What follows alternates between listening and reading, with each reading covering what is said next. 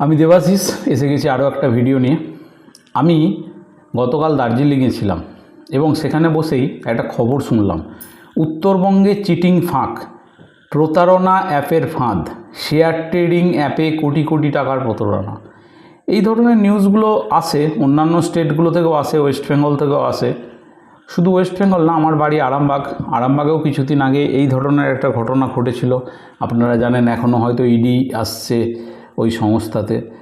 তো আমার যেটা বলার উদ্দেশ্য সেটা হচ্ছে, আপনি যদি আপনার নিজের টাকা আপনি নিজে ম্যানেজ করতে না পারেন, আপনি যদি অন্যের ওপর ডিপেন্ডেন্ট হন, তাহলে কিন্তু এই ধরনের কোম্পানিগুলো বারবার আপনার টাকা আপনার কাছ থেকে নিয়ে নেবে।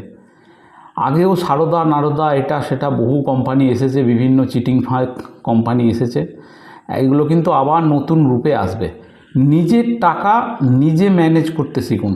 শেয়ার ট্রেডিং বিরাট কিছু বড় সাবজেক্ট নয়, একটু পড়াশোনা করে যদি নিজে করতে পারেন।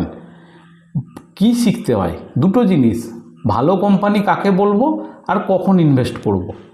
এই দুটো জিনিস যদি আপনি জেনে যান, আপনি কিন্তু নিজেই স্টক মার্কেটে টাকা লাগিয়ে ইনভেস্ট করতে পারবেন। কিন্তু তার আগে শিখতে হবে আপনাকে, না শিখলে কিন্তু হবে না। ওকে, আপনি যখন কনফিডেন্ট পাবেন যে না, এই কোম্পানিগুলোতে টাকা লাগানো যায় এবং আমি ব্যাপারটা বুঝতে পারছি, তখনই ইনভেস্ট করার কথা ভাববেন। তো নিজের টাকা নিজে ম্যানেজ করতে শিখুন। আদারওয়াইজ এই সমস্ত কোম্পানিগুলো বারবার কিন্তু আপনার টাকা বাড়ি নিয়ে চলে যাবে। থ্যাংক ইউ, ভালো থাকবেন।